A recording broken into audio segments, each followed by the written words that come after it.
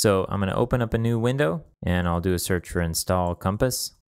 And we'll jump to the installation guide here on compassstyle.org. First it says to install Ruby, which we've already done.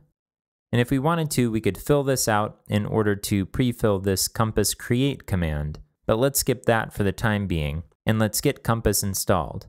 Now this is a gem, and at this point, we're managing gems with Bundler so that we can have different versions of gems for different projects and be able to easily spin up an environment with certain versions of gems for other developers or for us in the future when we come back to an older project. So we don't really know which version of Compass we should be using. We could do some research about it, but let's update to whatever the latest version is. By using a very liberal version number in our gem file, we'll figure out what gets downloaded, and then we'll set that version in our gem file. So I'll go back to our gem file here. So we'll put just gem compass, but we won't pass a version number just yet. And then we'll go back to the command line and do bundle install. I'll add my password.